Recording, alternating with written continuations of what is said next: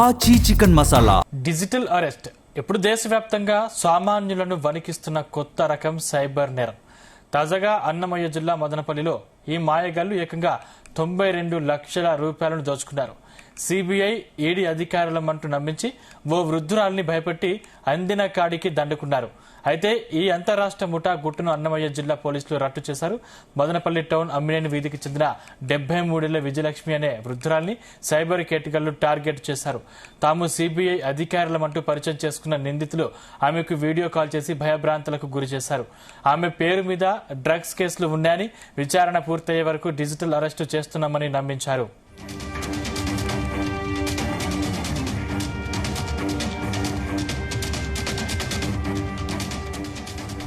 ఈ కేసు నుంచి బయటపడాలంటే డబ్బు చెల్లించాలని బెదిరించి విడతల వారీగా బాధితురాలి నుంచి ఏకంగా 92 లక్షలు దోచుకున్నారు.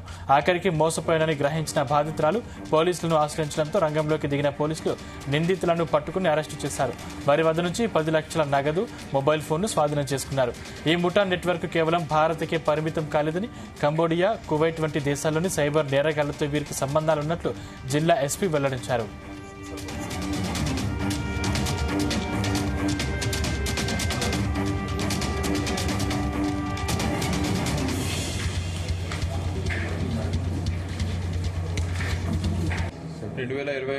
సెప్టెంబర్ నెలలోని మనకి మదనపల్లి 1 టౌన్ లిమిట్స్లో ఒక డిజిటల్ అరెస్ట్ ఫ్రాడ్ జరిగింది.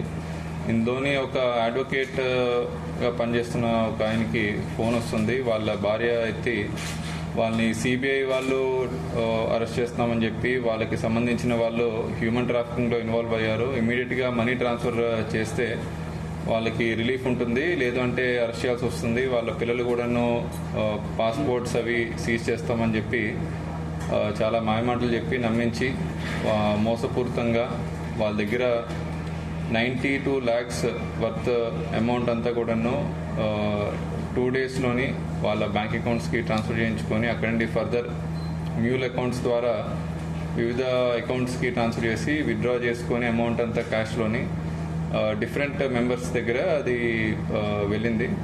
దానిలో ముఖ్యంగా మనకి వచ్చిన సమాచారం మేరకు ఒక పర్సన్ బళ్ళారి నుండి ఈ ఫ్రాడ్లో ఇన్వాల్వ్ అయినట్టు అతను ఈరోజు మన మదనపల్లి చుట్టుపక్కల ఉన్నట్టు ఇన్ఫర్మేషన్ వచ్చి అతన్ని పట్టుకొని అరౌండ్ 10 lakhs అమౌంట్ ఇంటాక్ట్ మనం రికార్డ్ చేయడం జరిగింది.